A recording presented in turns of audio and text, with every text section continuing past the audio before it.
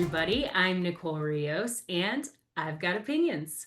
Today, I have a special interview for you on a topic that is close to my heart when I think about my family and the people around me and what impacts them. Education is such a huge topic. We have seen such interesting trends in our education numbers and how testing has gone down and how outcomes were supposed to go up, and we haven't really seen that play out. Also, special education, so many kids with autism or ADHD diagnoses. How is this playing out in the education system? Also, how does the immigration play in? Does that have any impact? So these are all kind of conversations we might touch on today. We have my friend with us, Miss Kelly Jordan. Thanks for being with us today. Who are you? What do you do? Hi, I'm Kelly. I'm first and foremost a mom, mom of a son of an 8-year-old who has has had some struggles in school, and it's led me down a path of learning and I actually started working inside the education system a little. And what I've found, my personal experience going through with him and somewhat in my job, is that we have some big issues in our schools. Our children, in my opinion, we're failing many children. Um, we see rise in the number of kids needing special ed services. There's been a lot of talk about the science of reading and the best way to teach kids to read. And unfortunately, despite well-known or this well-established research, evidence-based research, uh, many school districts choose not to follow it and instead buy into a curriculum that uses a different theory and somewhat goes against how the brain learns to read. My personal experience with my son was he he's a boy and he's a little older for his class, which is typical because boys you would not want to send early. Um, and I started to notice in kindergarten, it's so early, you can't make a definitive decision, but I just started to notice um, some issues, handwriting, but again, they're kindergartners, and he was struggling, and he would say things like, "This doesn't make sense to me." But again, that was kindergarten, kind of towards the end, and you could give kids a year to adjust. He went to first grade, and just for background information, he was at a private Catholic school, and he had an amazing kindergarten teacher who uh, knew how to knew the important things to teach. So despite the curriculum she was given, she had been doing it for 20 something years and was introducing those key components of phonics and whatnot. But and then he went to first grade, and there he had a newer, younger teacher. I think she was like 2 or 3 years outside of college, and was following the curriculum she was given, which is her job. That's, what she's supposed to be doing. And he actually had a very small class. He started the year with 11 students, ended with 12. So there really was, it wasn't for lack of attention. Um, and throughout first grade is where I really started to see certain issues coming up kind of over and over again. And at that point, I was working in the school, but previously it was around first grade, uh, a little bit towards the end of kindergarten when I started to get involved with the curriculums at school, and that's when I really started to see a bigger trend. Um, and I learned a little bit about the school was having to purchase more curriculum, and I was looking at these staggering numbers and whatnot. And then I was able to see, being inside school, how it was being used and whatnot. And so, by his handwriting got progressively worse. I mean, it was pretty good when he left kindergarten. By the end of first grade, it was a trend. And then he was getting frustrated, but he wasn't being challenged too much. So it wasn't until second grade when we started. They did combine his class, so we went from 12 to 23, which was a big awakening. He also had a veteran teacher there who challenged the kids more. They had introduced at his school, additionally, a new math curriculum that was a digital math curriculum, which Mm. is more of a new math base. But so we started second grade. I was already concerned going in, at the end of first grade. And his father and I are divorced. And so part of his mother, there's an issue. And what we kept being told was, well, let's wait to see if he'll grow out of it. Yeah, it's common for boys to have bad handwriting, getting worse. And it's common for boys to to not to struggle. Like maybe they read later or and it just kept like, let's wait. And he was writing things backwards too, here and there. Um, but we just kept, wait. We were being told that by the school's head AIS, which is Academic Intervention Services, and the woman who was responsible for coordinating with our public school district to do additional testing and provide additional services. But I knew his second grade teacher pretty well. And again, she was a veteran teacher, and her daughter is a principal of a school in Florida. And that's important because there's a curriculum that Florida provides for free, which is a phonics-based curriculum that she started to introduce into the classroom. And that was really helping him. And that was when it became clear he lacked those skills. He hadn't really had explicit phonics instruction. And So let me just sorry. hop in. I want to clarify a few points and then we'll continue the story, okay? So where are you? Where's your current location, or at the time, where were I'm you sorry, living? we are in Pittsford, New York. It's a suburb right outside of Rochester. And I think it's important, the school district, the public school district we're in is a very good school district. It's very well funded. Teen League performs top in the state as well. Okay. So we And have the so funding to be providing services. the other thing that I think was curious that you touched on is this idea of schools buying curriculums. So can you just explain like the basics of that a little bit more? Yeah, so it works a little different at private schools, excuse me, than public schools. Sure. And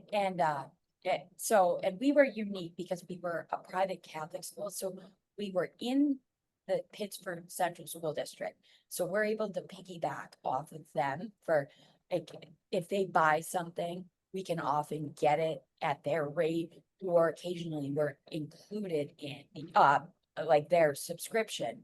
Right. I think that the big thing about the curriculums, there's kind of two separate. The first one is the general move to digital curriculum. They're obviously COVID really pushed.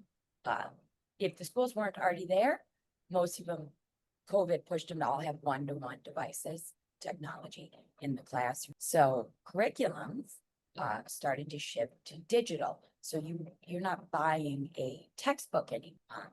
You're buying, the digital curriculum, which it also works out pricing wise because then they get to license it every year. Each student needs a subscription, but it involves much more time on a device, right? Right.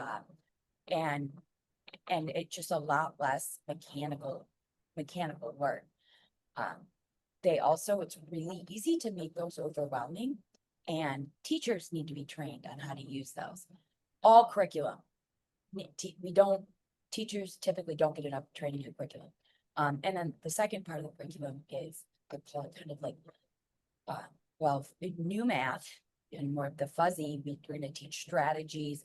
Kids aren't expected to, like previously, kids were expected to memorize their fact families, right? So be able to just automatically recall what's 8 + 2, what's 8 times 2. That's no longer criteria anymore. Kids are taught strategies and workarounds, so that that little memorization to strategies, I think, is key, and it'll come up later. And then as far as the reading and writing goes, what really opened my eyes with this was the Soul the Story podcast by drawing a blank on her name, but I'll send you the information. But the curriculums that many, especially the major school districts, the major urban school districts, weren't following the science of reading. They were teaching techniques like recueing, or in other words, to guess. So when kids are young, they're using picture books. And so if they, let's say the sentence, there's a picture of a puppy playing, and it said the puppy plays with his ball. if the child didn't know what puppy was, they could look at the picture, they were instructed to look at the picture and guess. And so if they read it with the dog plays with his ball, the the goal was to get them to understand, right? To comprehend it. So that would be okay, right? So instead of teaching the kids the more phonics, look at the word, what sounds are there, sound it out. It's 3Qing is the official name, but essentially it's to guess. You can use picture clues or you can just use the context around it. But that turns out that that's not the way our brains work. And the English language is pretty complicated. And kids, going back decades and decades, there's this series with Dick and Jane. Kids were taught the phonetical sounds of letters and pairs of letters, right? CHs and ch. And that is the code to the English language. So you learn those, and then theoretically, you can sound out any word. But Right. the strategy was the idea behind this, and Lucy Calkins is a big name, was that the philosophy behind some of this, and I'm summarizing it down to dumb, but that just like kids learn to talk by being exposed to it, listen, that they would learn to read. But our brains, those are two different parts of the brain, and they don't work the same. We've been making sounds as humans or early humans for hundreds of millions of years, but a written language, a code is a different part of the brain. And so just exposure alone will, they won't get there. Well, some will, I should say, but that doesn't account for the up to 20% that have some sort of written expression disorder, so dyslexia, whatnot. And it also kids who don't grow up in a home, maybe mom and dad work 2 jobs and they don't have a lot of money to have a library. They're not exposed to as many books and they're at a severe disease. So there's kind of two things. And the trend, especially I say for sure in New York, we just kind of followed the trend Pittsburgh did, or I'm sorry, St. Louis did follow into Pittsburgh and we wonders, which is very much, they'll call it balanced literacy as opposed to the more science. Well, it's so interesting because I think that as someone who I grew up in New England, and I think that we always had this perception that we were the elite education system, right? Anybody in a public school in the Northeast could pretty much, you Yep, know, at least guarantee acceptance to a college, if not a very elite school, right? yep, They were well funded, and smart people live there, genetics plays into it. It is yep, what it is, right? And it was always the joke. For instance, my husband is from Florida. And when we met, I don't know, too long ago, 20 years ago or whatever, my family always joked with me that like if we moved back to Florida, we would have to put our kids in private school because the public schools were bad. It was just this assumption, right? We all knew it. The scoring, they were always at the bottom end of the states, whatever. southern states were all. Um, and I said, yeah, that's fine. We'll do, Catholic school or Christian school, or, we'll do the private school. It's fine. No problem. Even in Connecticut, my father went to a private Catholic high school and stuff, that's kind of normal up here too. Right. So, that wasn't off the table, but it just was a known fact. Yeah, And it was always funny when I joked with my husband that like my education was so superior to his, and he would always roll his eyes and be like, "Well, we're better at football." And that was kind of that was yeah, kind of the end of the conversation. He was like, "Well, we are good at sports." And I was like, "Okay, fair enough." they had um, absolutely had that reputation, and the part of the issue was so many retirees were there, so it was really hard for these districts to get, adequate funding. Funding, yeah, or enough kids with a decent score to make them look good, Yeah, that's the other thing. but So that, let me ask you a question because I feel like a lot of this started when we did the whole No Child Left Behind switch, when we started being more focused on standardized testing, and because I think that what happened with the No Child Left Behind is that we had to create like baseline benchmarks for everybody to be scored against Yep. so that we could identify who was slipping and who wasn't, right? And so what then happens though is that you end up having to teach for those standardized tests in order to score well on the benchmarks, because then those benchmarks then decide your grant funding or decide XYZ. And if you get the tax increase next year or whatever. In some And cases, I think that, in the same way that it kind of like we socialized healthcare, we socialized the education system in a huge way, because we've basically switched our intention from helping these kids like do actually be able to do any of these things like math or read. Or I mean, some of the numbers we're looking at, like eighth graders, where 20% of our eighth graders can't read at grade level, and that's like one of the good numbers. Like some of the other numbers are atrocious. And when we look back and we compare, like, I think we have to be honest and say, what, COVID had a huge impact on a lot of our kids, right? And I think that we're going to see it manifest differently in the different age groups as they start to age up through the grades. The kids that were in second and third are going to have a much worse impact on some of their language skills than the kids that were already in 10th or 11th during COVID, right? When they got shut down and isolated.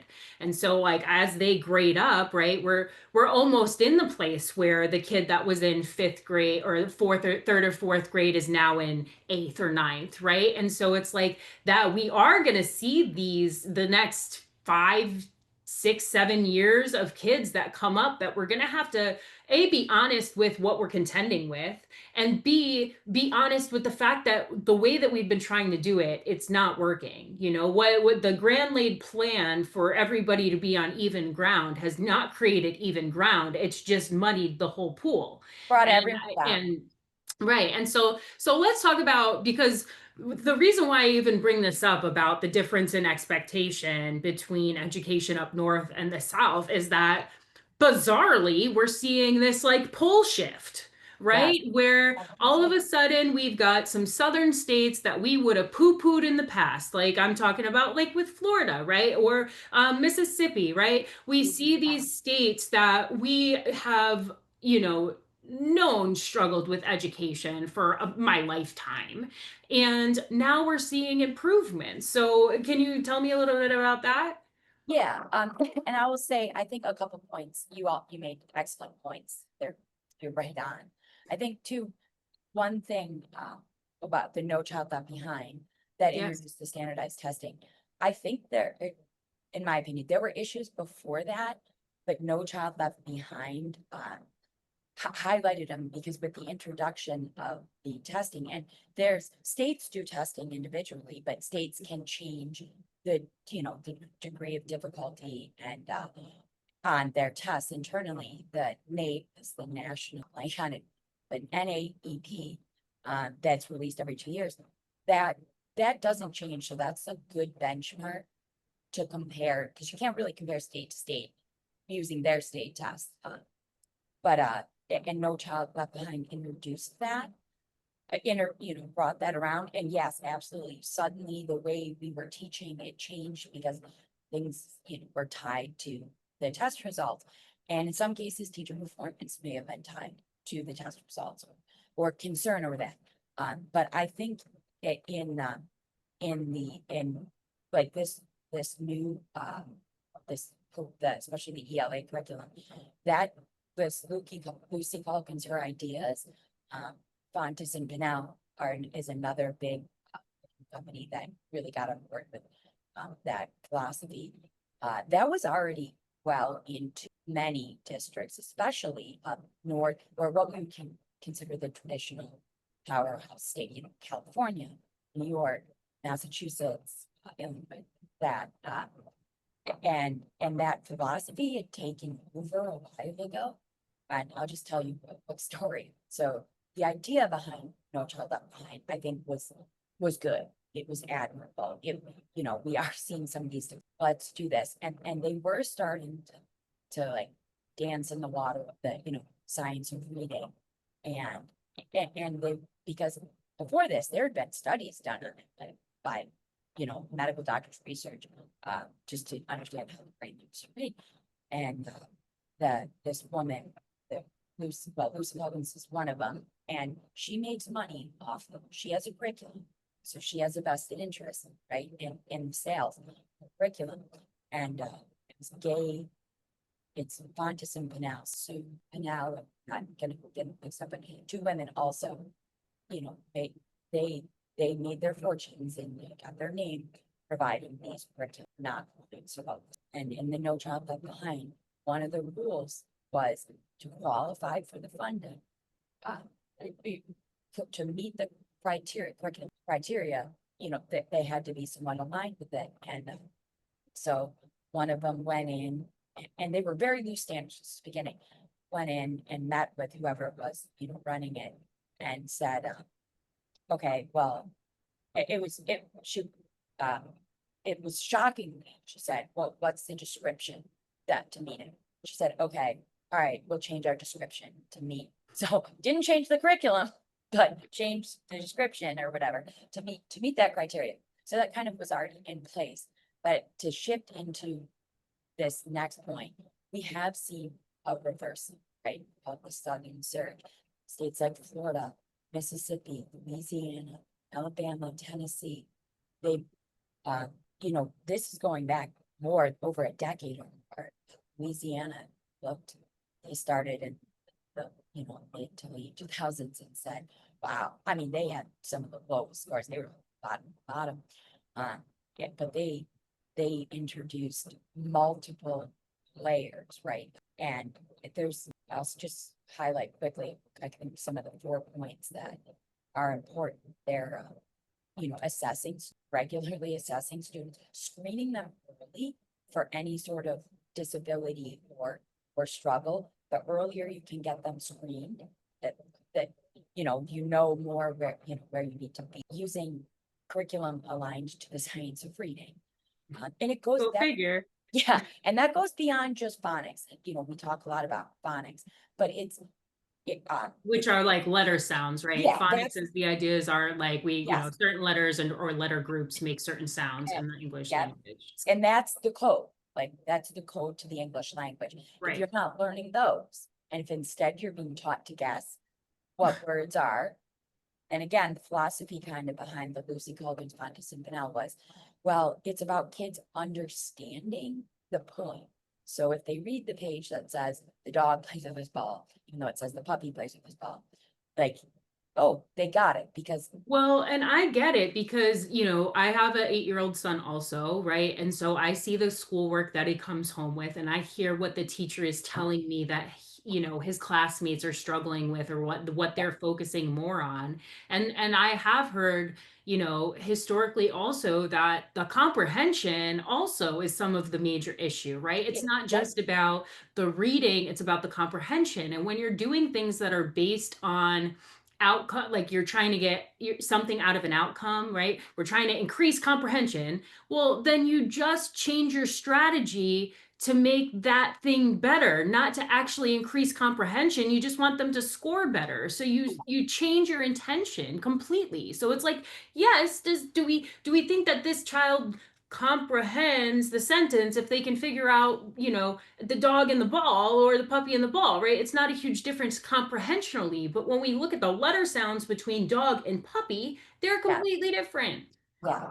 And they're fine when there's a picture, right? Right. But then Right. Yeah. starting in like 4th grade, pictures, right? Right.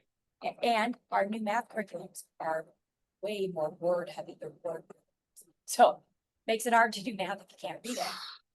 And And a lot of drawing pictures. My son is drawing way more pictures in math than I ever would have expected. And I mean, we use little piles of M&Ms and stuff, and I get that, but I mean, they have brought in this whole block and cube that's one situation, of the 10 blocks and everything. that they're teaching them strategies. Right. And they don't, I don't want to get too in depth, but these new, so we ended up moving my son to a new school. And when I looked at it, I said, what are your curriculums here?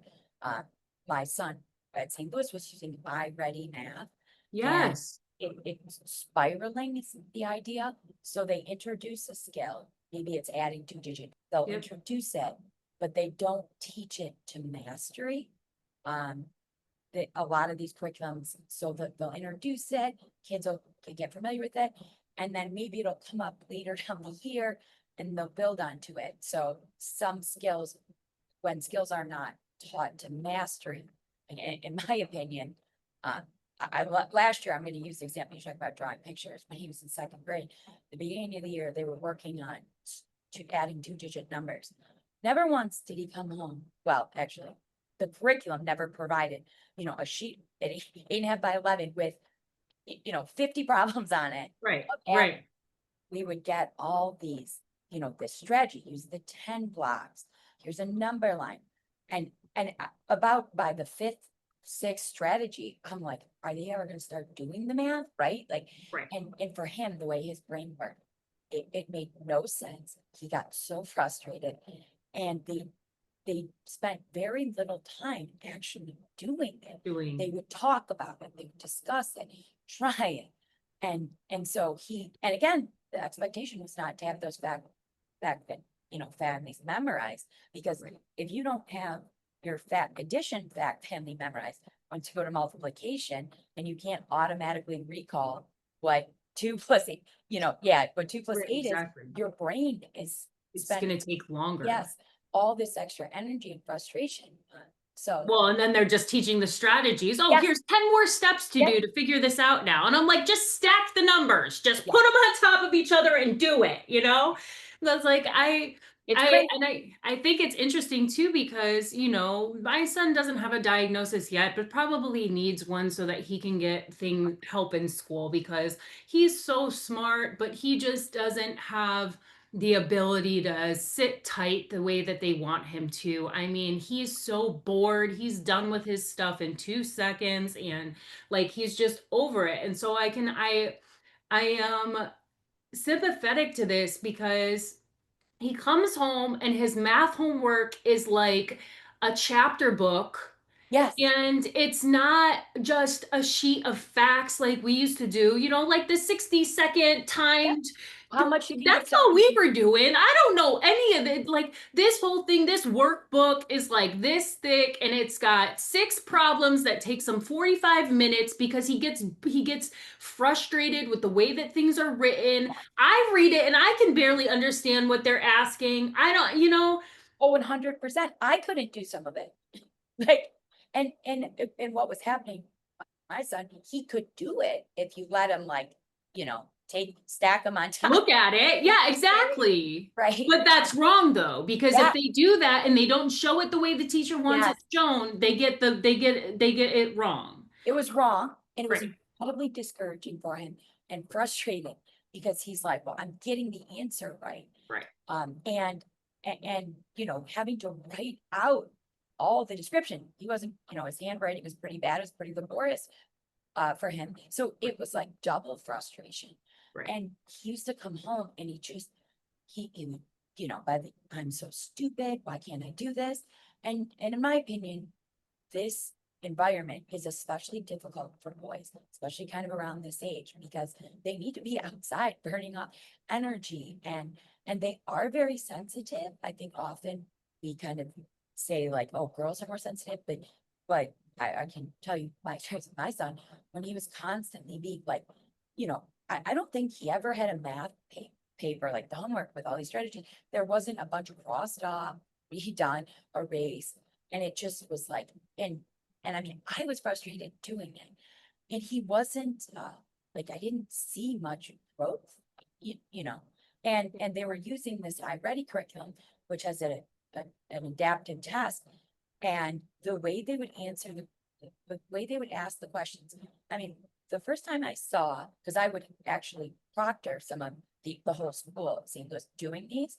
And the amount of times I saw a math problem where it was choose all the correct, like, like, that's just, I'm like, what? Like, in what world, are we doing this? We're talking about math, right? Yeah, yeah, yes. And in the way they were written, it's like this strategy, Ugh. don't do it. Listen, I'm not a fan of iReady.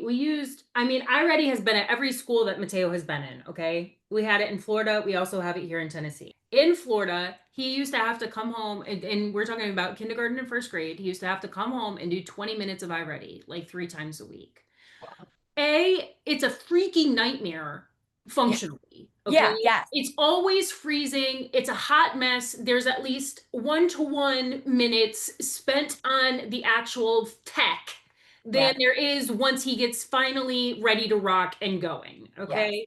Second, like the thing freezes. It doesn't give you right options sometimes. It doesn't have the right answer highlighted sometimes. It's tragedy. Okay. That so much of their curriculum is focused around this nonsense. Yeah. Okay.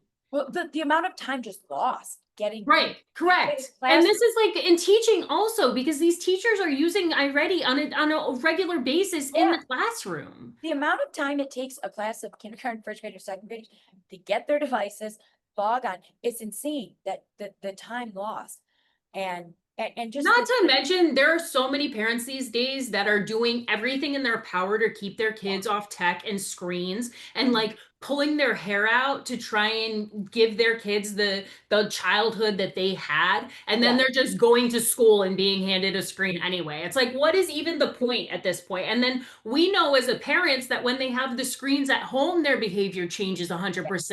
And then yep, you're mad that the kids are having bad behavior in class when they're on a screen all day. You're killing me. You're literally killing me. yeah. And the way these curriculums teach it, and like the ELA too, there's explicit instruction or direct. That's the teacher up in front of the class and explicitly teaching to the whole class, right? We're doing these problems, and it's it's direct, but now it's called centering, where they break the class up into smaller groups and the kids move from group to group and do activity to activity. But there's only one teacher, right? So if there's a class of 20, and let's say there's 4 or 5 centers, right?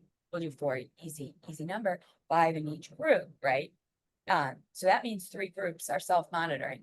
So, okay, so Right. the amount of time they're actually doing what they're supposed to do. Instruction. Yeah, Right.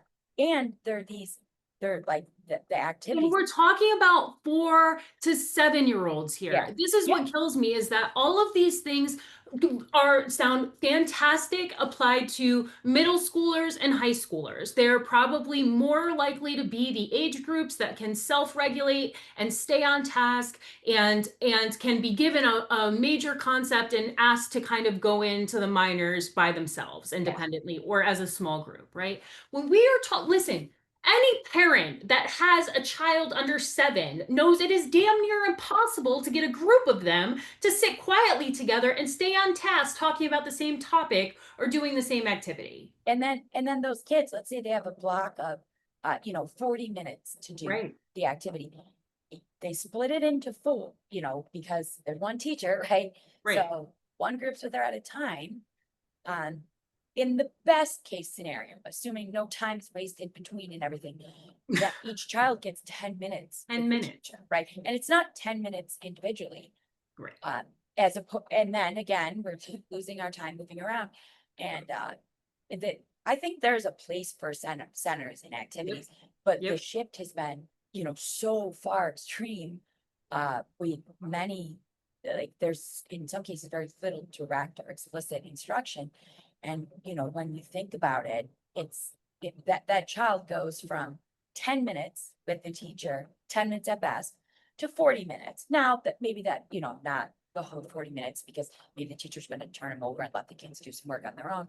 But they're gonna work Yeah, with, but sure as heck more likely yeah, to be 10 than more than 10 minutes. yeah, yeah. And even if they are, they're going through, let's say it's math, they're going through problems together, they're seeing the solutions.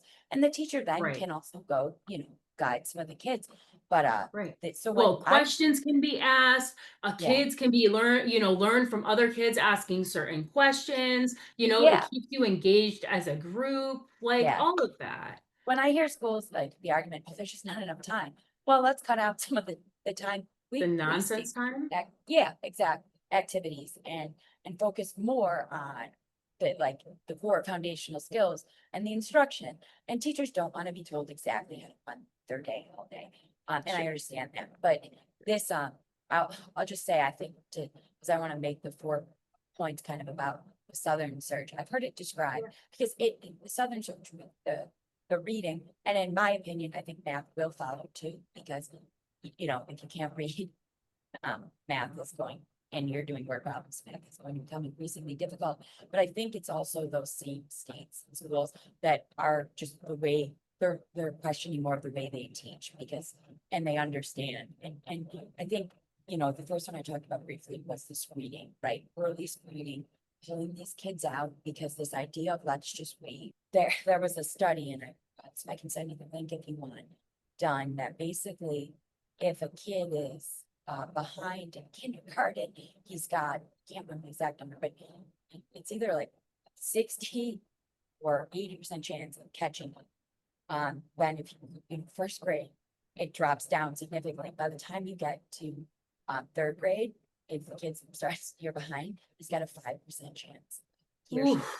of being, caught up or on So track. early intervention is really important on this one, guys. Exactly, but screening these, like, we have to screen the kids for them. And I think, and again, though, this kind of ties in the next one, that it has to be good curriculum. They have to be using curriculum that works to teach kids these, and that's, where you go into the science of reading, that's phonics is a base of it, but it's more than that.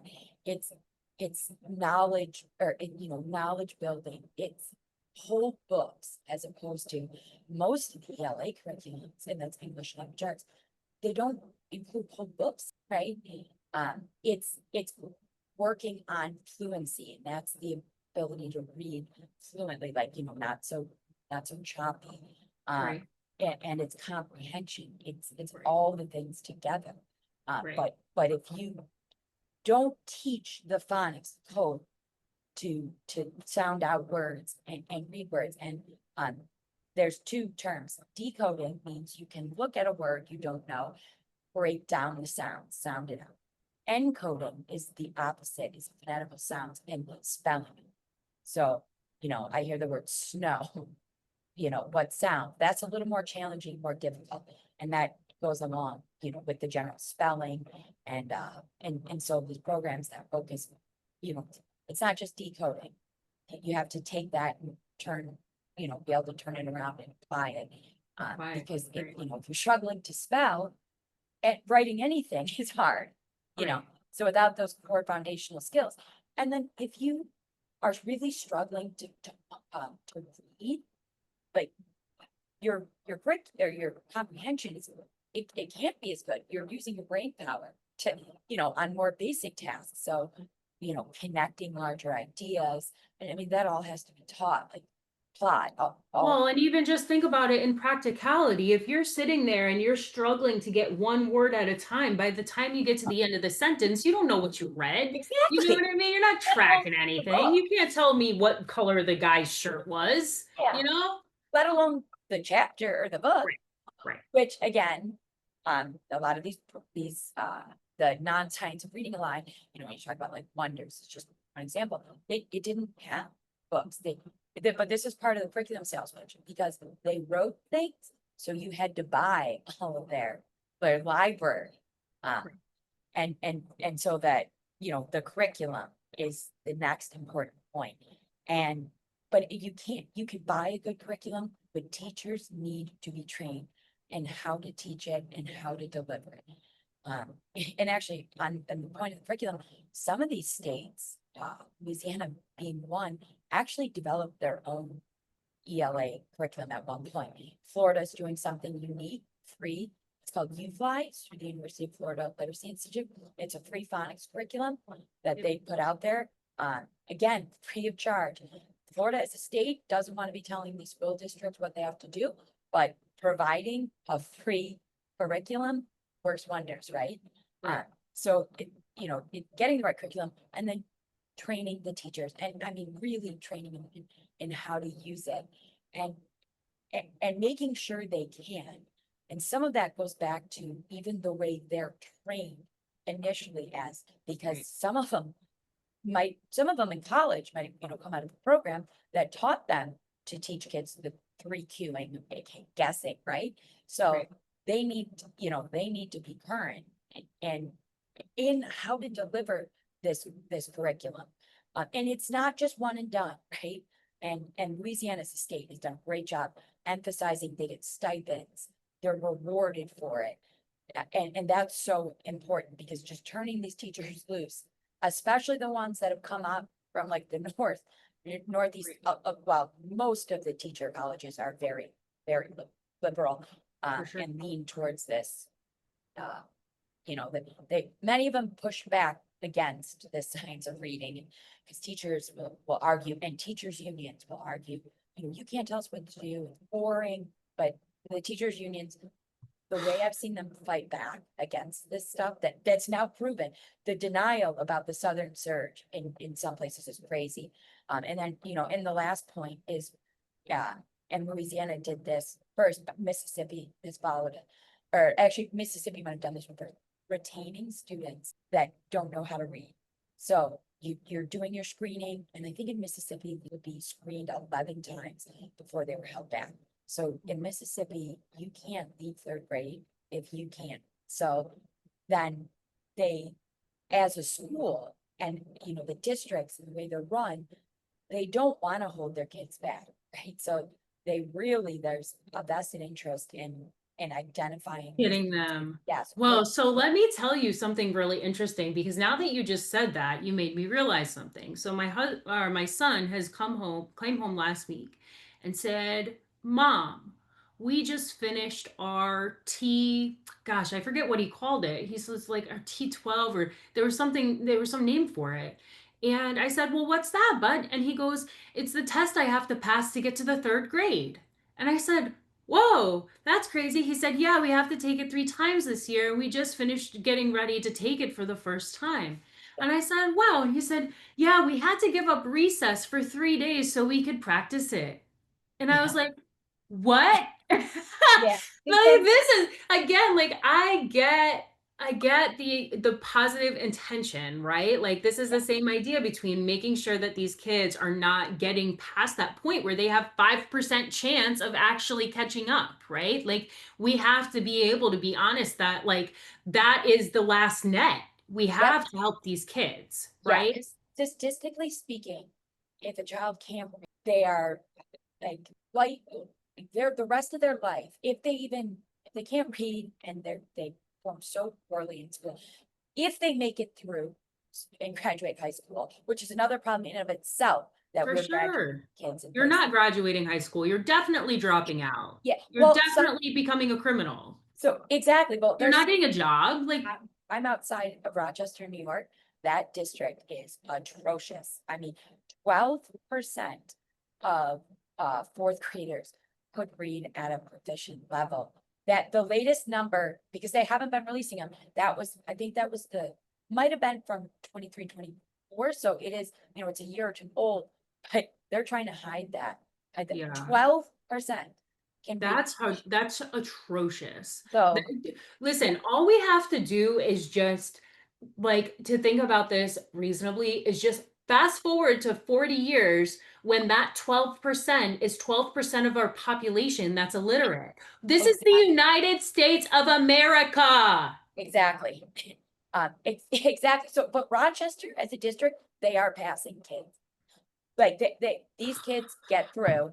And it's, because they're essentially, it's like it's babysitting, but there's a financial incentive for every student they have enrolled. So in some cases, they're like those students, right?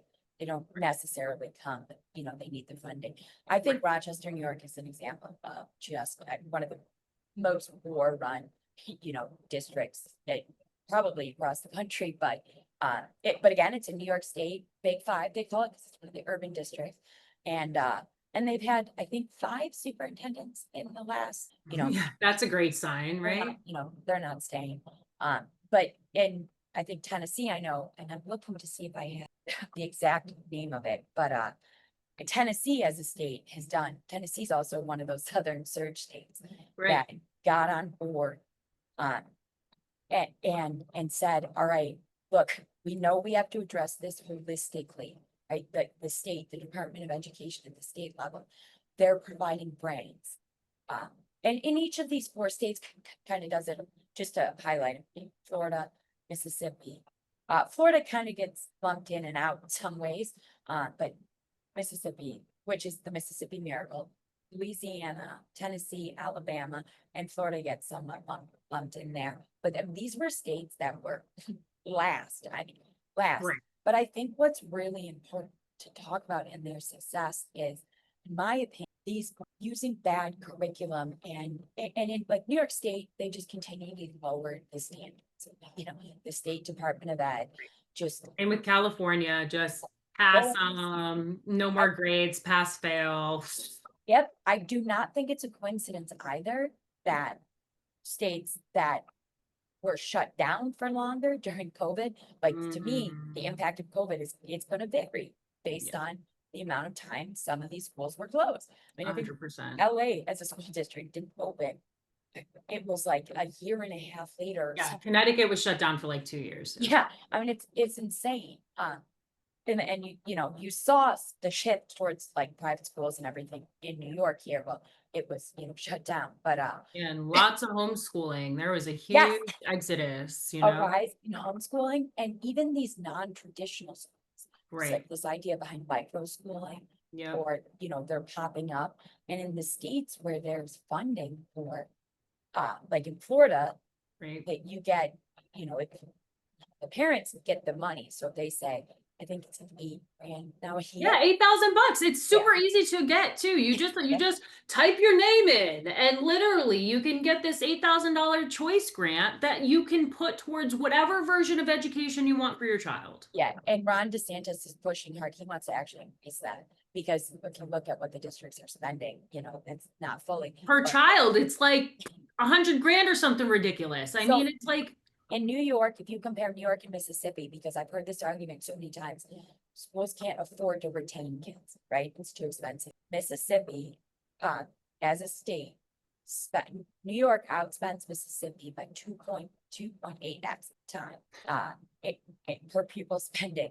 Mississippi. well, and the idea that it's too expensive to hold a child back, Yeah, again, stop. the lifetime cost of that person is way more money. Seriously. Listen, we need productive people in the economy. If they are not getting out of the school system productive, we're effed. It doesn't like, I will spend the extra 10 grand a year for them to get educated so that they can come out and make at least 50. Yeah, but it's not even, I mean, Mississippi, they've minimal budget to work with. They always have. So that's not a valid argument. Right. Well, but not to mention, like, the argument then isn't so we don't hold them back. The argument is then so we need to identify why they're needing to be held back and fix that problem. Yeah, and the cost of delivering special education is significantly more. And Right. in that meme I sent you, and I Right. don't know, you posted I'll it. put it on. I'll see if I can throw it up on Yeah. screen. The bad curriculum, so there's different tiers. Tier 1 is general ed, that's usually like 90% of the students. Tier 2 is kids that need some additional support. Maybe they're getting pulled out for, would be like academic intervention services. Some, just, yeah, there it is, yeah. Rise in special ed identification, let's see, really in. Or tier 1 instruction, that's bad curriculum, Nicole. And so we're seeing it like with my son, he went through the whole evaluation, right? Whole evaluation, it's expensive, it's time consuming.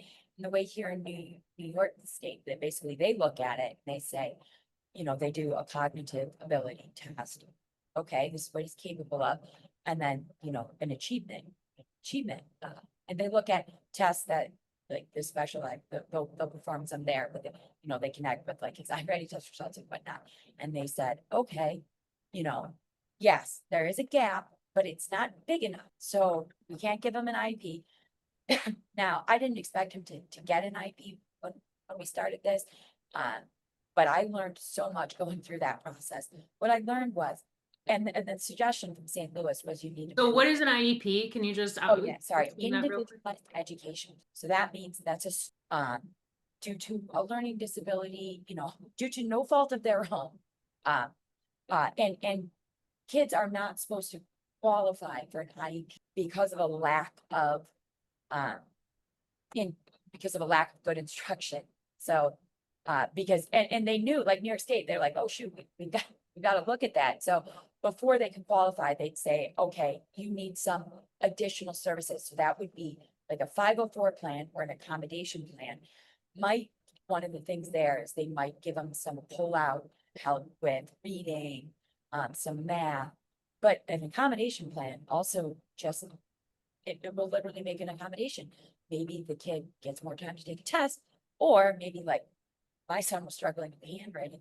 The suggestion was, well, he's gonna be in third grade next year, just give him a device and he can do the talk to text. And Oh, because he's never going to have to write with his hand again I- for the rest of his life. It's fine. I'm thinking to myself, what? This is crazy.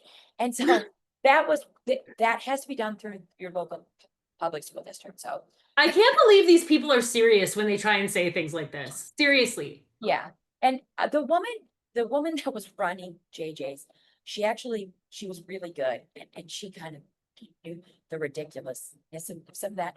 And I said I was able to get St. Louis to offer him some additional writing, spelling help, which normally is not additional services covered under, but it was a private school, and like I had worked there, and I knew him, and I was putting a decent amount of pressure. Right. But ultimately, and then St. Louis, so we get through it, so he doesn't get an IEP. They're like, okay, we'll give him an accommodation plan. But wait till it gets a little worse, then maybe we can. In the back of my mind, and I'm trying to be respectful and kind. So anyone they're doing their job. Right. So let me ask you a quick question because it seems like I'm in a very similar situation where I'm on the verge of, you know, getting a 504 for my son and potentially, going down the road of IEP. Now, already in the conversations I've had with the principal and everybody at the school administration and the guidance counselor and everything like this, I have already felt severely hurted against the IEP, against trying to move forward for this, even against getting a structured 504. Like they're trying to pitch this as let's just brainstorm some good ideas for him, right? And I get it, but it feels kind of phony because it feels like is there a legal binding or something or some funding situation that happens when they actually get somebody on a real 504 or a real IEP that they're then bound Yeah. additionally? So a 504 and IEP are different. Right. And an IEP, yes, they are legally bound to deliver those additional services to your child. So whether it be, speech therapy, whatever it is, Right. and that is more expensive to deliver. And they, it's monitoring it, it's using additional therapists and resources. What I found was, I was like, because what kept coming up, and the woman from St. Louis, I went directly to my public school district. I spoke with this teacher and I said, I'm asking like, I didn't think he was gonna qualify for an IEP right away, but I was trying to get St. Louis, like, let's just pull him out, give him some additional help. And it was just like this slow drag. Right. And so I was finally like, I talked directly with this teacher who again was a veteran teacher, been through before. And I was like, do I just need to pull the plug? She's like, yes, do it. So I went right around his school, right to a school district and said, if you send a letter and they have to respond to it, there's laws, in 30 days, they have to do this, 60 days, the test, they have to have testing completed and whatnot. Because it's legally binding, and those are federal, the special education, the IEP, those are federal, rules. I don't know how much different states do differently, with the 504s and whatnot, but a 504 is not to the level of an IEP. IEP. Um, Right. and that's one of my concerns was like the accommodation plan. They were gonna give them, yeah, okay, we can give them a device and he can talk to text and, yeah, we'll do this, we'll pull them out. And And ultimately, but then from his school, the woman that's in charge of it, the pressure we were getting to medicate, because Right. it kept saying, oh, this is, when they say executive functioning, that's, it was ADHD in my Right. deal. And I'm like, but this kid, he can focus, he can sit down and do some of it. And there's a fine line between avoidance behavior, right? A child whose confidence is crushed, struggling with the 10th strategy of the day for adding double digit, numbers. And they will often start to avoid, they're getting up out of their seat to sharpen their pencil all the time. Their paper's a mess because they're erasing. They don't want to get started. They're chatty, disruptive. And so, you know, Sounds so familiar. so I, I think he does have, definitely some of that, but it, he's also, he was he's an 8-year-old boy, right? Yeah, and it also depends the glasses that you have on to view it Yeah, through. If you can see the behavior as avoidance behavior or being completely tapped out with a certain concept or, yeah. needing to, sometimes kids like that just need a transition like they just need to transition to something else. You know what I mean? Yeah. And I just And it like was a classroom that was physically too small, like physically, it was just, they were on top of each other. yeah. And one of the things we were promised at this private school was small class sizes. So, ultimately, as I was looking through everything, I came to the conclusion, he needs a change of environment, right? Because they gave him the accommodation plan last year. Um, but it was inconsistently. One of the things about an IEP is they have to document those services that are received, document, provide updates, reports. At where we were, the accommodation plan, it was just like, oh yeah, we'll come, we're gonna do this group. But then, oh, the class is doing something, so I didn't want to take them away. Now, Mm. that comes down to each school and district and how they deliver that. Being a private school who, um, they weren't, and so I knew, I mean, I worked Right. there, I'd seen how sausage was made. I was concerned Right. about that. So like I reached out and said, okay, this sounds great. Let's get this going. Um, let's do bi-weekly, I threw out at first bi-weekly progress reports because what I wanted to do was hold them accountable Hold them accountable. for Yeah, of delivering those course. services.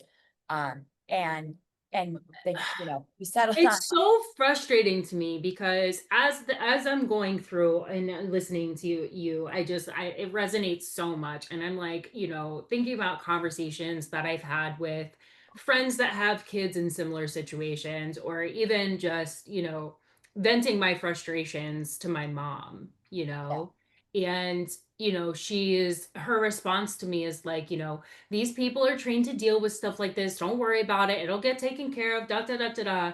And I'm sitting here like, I mean, I guess, but I feel like this is like the general boomer mindset of like, trust the institutions, everything's fine. And I'm like, but no, it's not. Like, shit just is on wait, fire. just wait, just wait. We'll see if Right. it catches up. We'll see if those reversals go away, right? So, and I had worked in the school. I, I no longer do, but I mean, I was You like had front row involved. seat. Yeah, I had a front row seat. I was involved with, the curriculum purchasing. I saw how things were running, and I had worked with the public school district, Pittsburgh, a lot. So I knew how Mhm. that worked with, or how that kind of worked and what it was like. And then the pressure to, okay, yeah, well, basically towards the end of the year last year, the school said, we're concerned about his ability, I'm paraphrasing, Yeah. uh, the ability to succeed, basically if you don't medicate him, like, going forward. I mean, by that point, I had already made up my mind, like, he needs a different environment because I'm not willing to, I think before we go and medicate because again, he can do it. Yes, he met the criteria for ADHD, but it's easily, and oftentimes, like specific learning disorders like dyslexia, they can look like ADHD. And so a lot Right. falls under ADHD.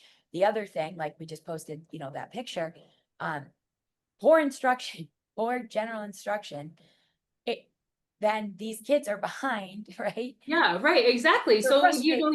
you look at those numbers and the way it drops off, and so if you get a Yeah, kid like your son, does well in kindergarten, ends up in a bad situation for first grade, and then in second grade is already like yeah, 40% behind the pack. yeah, You know what I mean? So we have to really look at like our elementary level educators because there's so much falling on their shoulders. Like first and second grade teachers are really, really important. yeah. And like, again, using poor curriculum. Or yeah, right. Or not even trained on the curriculum they're Yeah, trying to use, yeah, right? yeah. And his second grade teacher, again, lucky because I was close friends with her. She had him in the front of the room. She would redirect. But that even takes a toll. No kid Right. wants to have their name called All the time. Right. I routinely. know. And I actually individually purchased that. Well, the U Flag curriculum is free. That Yep. there's a teacher manual, which is $75, but it's an explicit phonics curriculum. And because she was supplementing, because she saw the whole class, many in the class were behind on that. So, working with that at home. And as I'm going through this, I'm thinking to myself in the back of my mind, how many more kids are there out there that are in the same position? So now we moved them to a new school. We're only, we're what, 2 months in. Um, I'll just say this as an example. At the end of last year, there were mornings I had to physically pick him up, put him in the car because he hated school that much.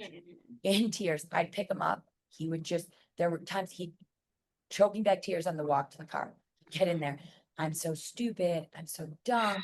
I hate it. Like, It and kills you as a mother. yeah, and he started to withdraw. And then homework, oh my God, it was terrible. And and it just a complete, change. And he'd get home and he'd just be like, and be unhappy. Yeah, because there And goes then his self-esteem. a Like hundred, well, when you're just told you're bad all day long and you're doing your dang best, yeah. And it's he even like had a teacher that would give him the props and everything. But she was like, it doesn't matter because, like, you know, she said specifically, you know, um, this curriculum is going to be finally at the end, and she didn't go back to St. Louis. She retired, but we just started at frank conversations because I told her first. I said I'm looking at other schools, and she's like, I would blah blah you blah. should. Yeah, Yeah, right. and and That's the only bat signal you need. yeah, right. And but and so he's at another private school here. Now that's not an option for every that Right. it's not.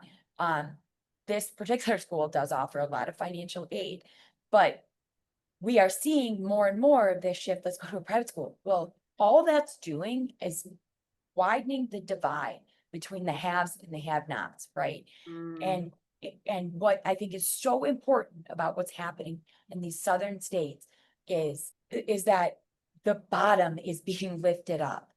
I mean, we want everyone moving up, right? Sure. But the growth on the bottom, is because and that again, I want everyone to succeed. And I think that should be the goal of the education system is to turn out everyone to their maximum capability and capacity, right? But what we see in many of these, I'm on X and I follow a lot of teachers or more like kind of new style, like educationals critique, they critique maybe their teachers, whatever, that, kind of critiquing the education system and calling this out and following some of them. And and and as they said, there should be, so in some of these states, math has now shifted to ethnomathematics. What? Right? What Ethnomath. is that? Yeah, because this drive in especially some of these blue states, like these urban areas, is towards equity, right? Equity. So you're seeing places say, let's drop the gifted and talented. Let's stop teaching algebra because, you know, minorities are underrepresented in that. But they still haven't fixed their curriculum issue from elementary school. So that just this move towards So it equity. just dumbs them down Yes, even further and even further and even closing further. the gap, but between the bottom and the top should not be the primary goal. Obviously, we should strive to do that, but we also need to acknowledge different people have different capabilities Right. and willingness and desire, right? Yep. It's a lot of things. Yep. So this push, I think it's another important thing. There are some things, in my opinion, that, just don't belong, especially in an elementary school, certain topics, certain things. Even the shift away from teaching. I was talking to a teacher, she's at a public school district around here. She said, basically, she doesn't teach much about Abraham Lincoln because, there's that whole topic of slavery and, what's PC and like, no. And the other thing that these curriculums have done is they've taken math or science. It used to be, you know, like English, right? Math, science, social studies. Right. In the younger elementary schools, they've folded science and social studies into the Yup. larger curriculums, Yup. gotten away from it. So like the idea is in your ELA curriculum, your English language arts, you would read about the Civil War, or whatever. But the problem is that we're like different curriculums teach it well enough, or it's just it becomes the low hanging fruit, Right. and it's dropped. Yeah, or it's just this one-page excerpt that they have to read critically, and Yeah, it's not any, or it's like, through a actual lens. content. Yeah, Right. through the lens of equity, right? Right. Like, Right. so I think that Well, it and that's another thing that I think is causing some of this behavioral stuff happening in children because a lot of these boys are very like math science minded, right? And so when my son loves science, his math grade is through the roof. Math is the one thing that you could just sit him down with a page of problems and he'll go for days and days, which is yeah, why I know that when he's frustrated with math, it's because the problem is 10 sentences long and he yeah, doesn't want to have to sit to wait to read it. You know what yeah. I mean?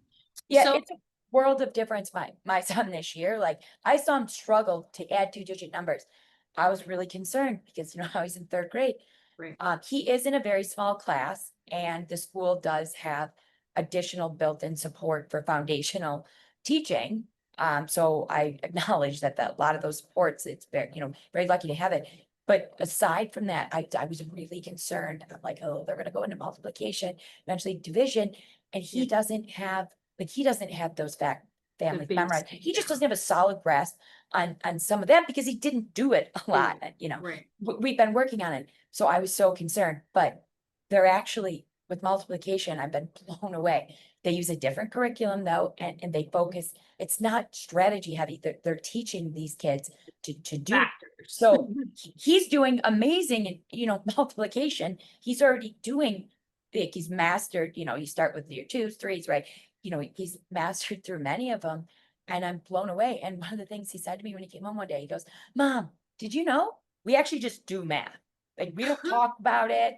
We don't we don't have to, like he's like our This is one of those things that kills me because it's like, okay, so like the basic math are like the tools, and then the strategies are applied to the tools once you already have them so that you can do the job most efficiently. yeah, The strategies without the actual tools do nothing. yeah, yeah.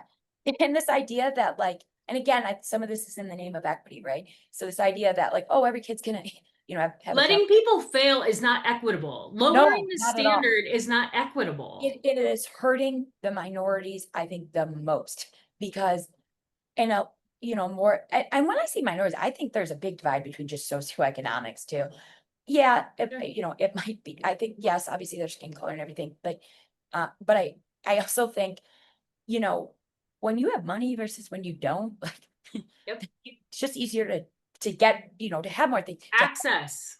yeah, to have the books, in your house growing up, to buy them, right? Yep. To have either a parent or maybe a babysitter or around more. Someone to bring you to the library, Yeah, someone at home at night to read to you, someone exactly. that does you living not just at the TV or in the video game, Yes, having two yeah. parent households, like And that so obviously plays into it, some of these kids, especially with literacy. yes, weren't exposed to it. Right. They will thrive the most. I mean, in my opinion, I think um a solid knowledge is probably the ultimate equalizer, right? Like well, yes, I mean, yes and no, but um it how do you break out of something if you don't have the skills, right?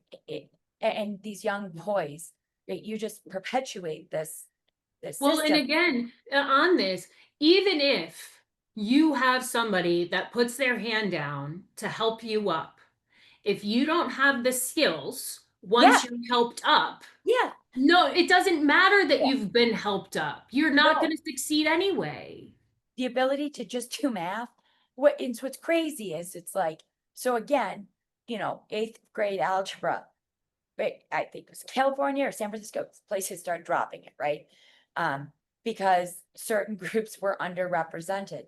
Well, how about we just do a better job teaching all these skills, these foundational skills?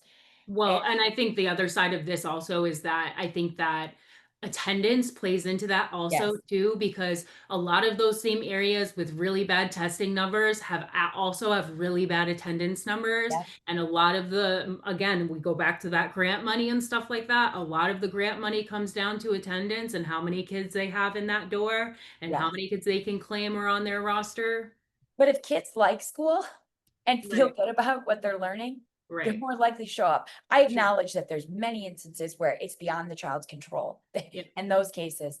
But and I think, that there are uh I'm really focused kind of on the problems here with the education system. So I'm really highlighting a lot of the negatives. Um, and for many places like school is where the kid might eat breakfast and lunch. And Right. those are, super important things too. But it Yep. just seems to me, and I think kids fundamentally, they want to succeed. They want to do well. They want to learn. They want to feel good about themselves. And I think the education system has been it's not even left. I think it's been progressive for a very long time. And I think that's been this ongoing grand experiment of these more progressive ideas and just, like the ethno math, like just I mean, again, like just have you taught the basic principles of math? Maybe later, when kids are older, you can start to have the conversation about how gerrymandering, like might, like, but again, like, first, these kids have to have these certain skills in place. And so we need to be like aligned with the practices that best help these kids learn. This fuzzy new math, this shift towards this idea of where they say balanced literacy, that's what they called it because they had to kind of change their name when it didn't meet the criteria for No Child Left Behind. Um, this dumbing down, just New York State, I think, when they've been doing their state testing, they rewrite them and the bar just gets a little lower and lower because they had to because of COVID, right? Which was beyond. Right. Well, and this is like our great scapegoat for all things, it Yes. seems that, right? And we have to Um, acknowledge it did impact, but for sure. its impact hits differently based on how it was dealt with. One of the Right, things that really kept Florida, you didn't see the big drop was they went back to school, right? In right. places where kids were back in school. But then that impacts, it's not just learning there. That's more kids getting fed every day, right? That's more kids that have, Socializing, yes, that have a place to go. And and being active. yes, and the consequences and I think there's, I think we have to kind of decide, because I often think this, what do we view our public education system as? And I think for me, this seems more highlighted in during COVID. Is it an education system with the purpose of like, turning out kids with skills and knowledge and or is it like a childcare center, right? Because we just have to kind of decide what it is and then fund it appropriately. Because what really came out so much was it would and again this hit under like privileged poor groups much more during COVID. They didn't these like parents didn't have white collar jobs that they logged in from remotely. No, Right, they had to go to work, right? right. Those were all the essential workers. Yeah, exactly. And so and these places where the schools were shut for a year and a half, 2 years, imagine the gap that we just Right. created, that divide. And I don't see that ever getting made up for in many of these places. And to me, it just seems fundamentally unfair to these kids. But I think too, as parents, and now we have like activist school board members, right? Like you hear about some of these elections where literally like, activists, n- national money coming in, national PAC money coming in, funding some Like of these. local school boards. Yeah, right. Like that. LOL, Yeah. haha. Like Joke's it's on like, you. what is your agenda here? Right. And one of the other things I think that it's schools are pretty immune to people outside the system because if you want to be a teacher, you have to have a teaching degree, right? So that's a certification. You have to go to college. You have to, do all this. Okay, good, right? We want qualified people. But like I looked into getting my, teaching certification at one point, and because I have a bachelor's, there was this alternative path. It was still going to cost me like 150 grand in school, and I, jump through these hoops, but it meant like, not working. Uh, Right. I'm not going to say I'm the best teacher, but I came from a for-profit environment too, and as I was working and running the school, there was just so many easy things to do to just make it better, save Right. some money. But the reason I looked into that teaching certificate was because I was like, oh, if you get into school admin, well, you can't get into school admin, you can't become a principal if you don't have the teaching degree and have work. And again, I understand the theory, the philosophy, but then the only way to get up to superintendent is to have come through this system. So you're fairly insulated, and and we are missing some good people because in these, like, you get your admin degree, there's not a lot of like how to manage people. I mean, Right. that in my, you're going to be a principal, your job is mostly managing, For real. yeah, managing people, like, and saying no. So without, like, those skills aren't there, so you get some bad principals. Sometimes they get, elevated up to superintendent, but they might not like fundamentally be great at managing people and systems, because it's a lot of systems, right? Yep. And how to affect change, and it stays somewhat insulated. And now we have these nonprofits that have attached themselves, to the education system. You look no further than that case that Ian Roberts in Des Moines, Iowa. Right. And the hiring of him, the nonprofit, the superintendent search firm that was paid, that's, equities all over their webpage, and this guy got hired by multiple school districts. And in Mill Creek, Pennsylvania, which it's about 2 hours, maybe 3 hours from here. Actually, my aunt and uncle live in it. Their kids attended Mill Creek up well before Ian Roberts was there, because that's where he came from before Des Moines. It's a good school district, right? It's a people move there for that school district. When they hired him, as they were going through the hiring process, it came to their attention, he actually didn't have a doctorate. He was advertising that he did. He also listed that, he was principal of the year from George Washington University, an award that doesn't exist. But he gets there. He gets there. Fraud. He's offered the job. It comes back that, in the search, oh, you don't actually have your doctorate. And he goes, oh, okay. And he just did, so he basically bought it online from some degree mill. But because he met the criteria, right, that they wanted somebody that was diverse, and because he met the criteria, something like that, went by. And to me, that's like, what the heck? No, How for is that me, not? the bigger part of that is the gun charges. Oh, It's I'm sorry. All of that too. Like jeez. all of that. The gun I charges. mean, obviously the like faking your whole resume stuff is awful, right? No, But my goodness, y'all, we are talking about children, and this guy has a gun record. oh, Oh Lord. absolutely. And he kept some of that, because I don't know if it was sealed or not, but like the fact that even a school board knew he lied about a doctorate and still hired him. And Like, still hired him. yeah. And so obviously he's been hiding a lot, but those women on that Des Moines school board were so proud of themselves when they said this all-woman school board hired this Ian Roberts, and man, were they so proud of themselves. And the things that flew there, oh, well, he was driving around with a school vehicle with a gun in it, right? So I'm sorry. I know. So, okay, so let's end here because I want to ask you as we look forward, right? We see the Department of Education is kind of crumbling into history here. Education is kind of moving back to each state.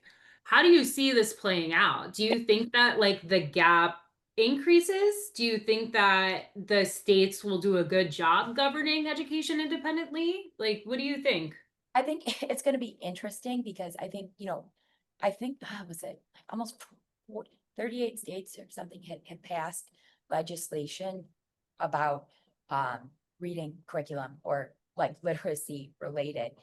But As far as, like, focusing on it or, yeah, like, or acquiring yeah, new saying curriculum? saying like, let's make sure, or, like, we want to be following the science of reading, or like they'll put something about phonics, but the states that succeeded were the states like Mississippi, Louisiana, Alabama, Tennessee, Florida, that went a step further and said, yes, we're going to mandate it. I mean, I think what Louisiana did, it developed their own curriculum, because one of the big issues we kind of talk about these associated nonprofits, it's ed reports. Um, they rank, evaluate curriculum. They've Mhm. been giving good scores to many of these curriculums, like wonders that we know the font has been out that we know don't support it, right? That aren't using the reading of science of reading and fully implementing it. It's all a racket. So the legislation it has to be more than legislation. It has to go deeper. It has to be, they have to, the grants for funding it. They gotta get away from relying on some of these, like ed reports for evaluating criteria.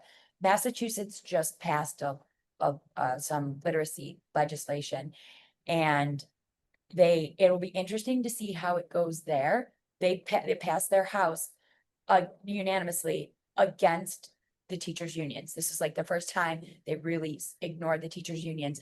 But I think it'll be an interesting case study to watch some of these southern states and the northern states that maybe they'll pass the legislation, but is it lip service?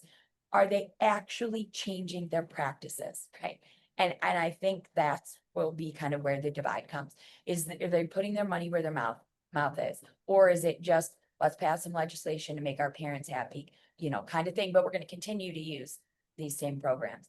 In my Right. opinion, it will come down to more about, again, it's not just phonics, it's so much more. Well, I also think that it will be really interesting. We're morning after these kind of elections last night, and I think like COVID, we may see specifically in New York another exodus. Yeah. And when I look at education as being a major factor that determines where a family might move, right? It's definitely one of the things when we're looking at a house, we would look at the school system.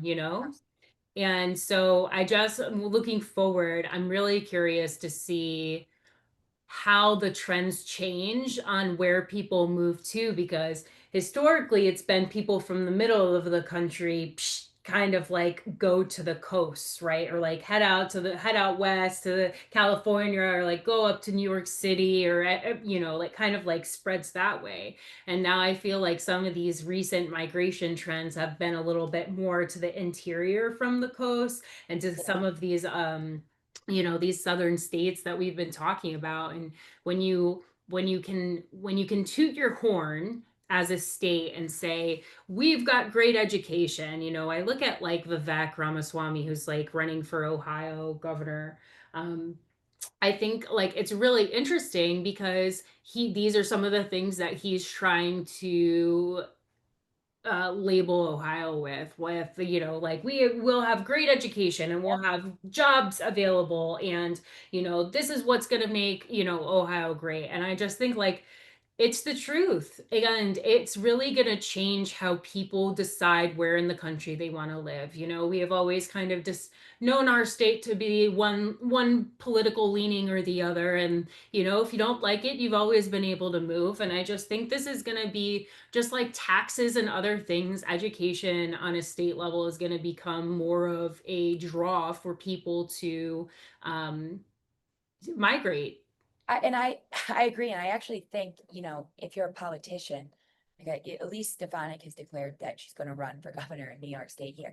I look at somebody like her, and I'm like, collectively, there's a lot of unhappy parents, right? Make, because I don't know that we, Democrats have kind of always owned the education topic. Yeah.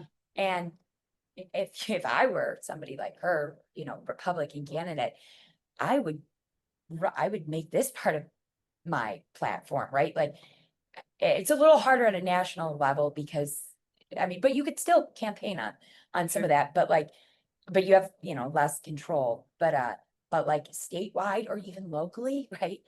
Right. Again, though, it's because of the way the districts overlay, like here in New York, your town might not overlay with the district. So, but like if I were someone like an Elise Stefanik, I would get involved in this.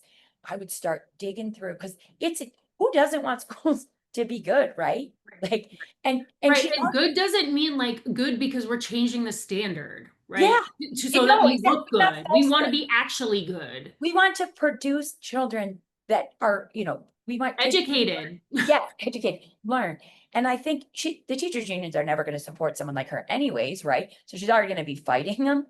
Like this. So I don't know. This seems like one of those more 80-20, 90-10 rules. If I were her, I would campaign on just smarter schools. Not, we don't have to spend more money because there are places proven that we can do it, right? Right. But how you got school boards in between and everything. But just seems to me like something, if I were a politician, I would try to jump We on might that. focus on. If you hear us. Yeah. If you hear us, I mean, and again, though, because the state does have some control over that, education or her ability to influence legislation, right? Right. Right. So, Or to at least shape the conversation, yes, right? Because some yeah, of that, you look to your highest leader to kind of give direction for some of that stuff. And yeah, I think that even having it as a topic that yeah. matters can help create the conversation that needs to be had.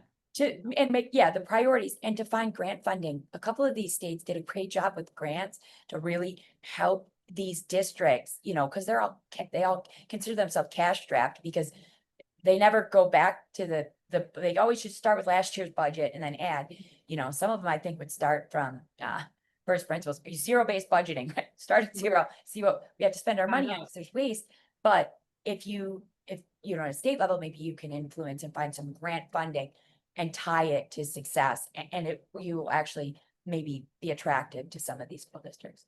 Right. Well, and I think that, final point is that if some of that grant money were directed towards teachers and their salaries and being able to give bonuses or something along those lines to kind of incentivize the teachers, Yeah. I think that, they're kind of unsung heroes. While the curriculums may suck, I still know my son's teacher tolerates 20 crazy Oh, 8-year-olds all day, every day. And I think that she deserves more than 40K a year to do it. absolutely. And I'm so glad you made that point because the teachers are given very little and they do a lot with Yep. very little. You're always going to have some bad apples, right? But I would say 99%, 99.5% of teachers are there every day working their butts off and Yep. love these kids and want nothing but them to succeed. And For and I think that, and that's really important. I'm glad you brought that up. Remember that. But that's easier to do when kids are doing better. My son is a different child and we didn't medicate him. He's not on an accommodation plan. We're seeing how it goes. But more importantly, he's a different child. And I but look how knowledgeable I am. I worked in a school. I have the time and the resources. We've Right. got to find a better way to help the parents. We just got, even if it's we just start talking about it. But because the schools, in Well, some ways, it I think, starts with us stopping hitting our head against the wall yeah, and doing all the things we know aren't working yeah. still. We've got to decide to pull the U-turn and actually look at it differently. And as a coalition of parents, it becomes often this us versus them, right? Mhm. It's very defensive of the school, like schools or district, right? Like, no, like, let's, what can we do we gotta work together. We all want the same thing. So we gotta kind of break that barrier down, which I think is that wall is built up a little higher coming from the school districts and maybe administration and, at the more administrative level, so. I think that, if each party in the problem took a little bit more personal responsibility and, put a little effort into a different direction, we might be able to get somewhere. And I think it's important to note, parents need to be responsible too. If you don't discipline your child, if your child's a wreck and, is a disaster behaviorally, no, that's not on the school. That is your responsibility. So I'll say this is important. Schools need the ability to deliver consequences. There have to be rules, clear expectations, and when they're violated, there has to be consequences. And we've taken that ability away from many teachers. Admin just doesn't support the teachers on the ground level, or worse, you remove, one kid acts up, but he's got a special designation.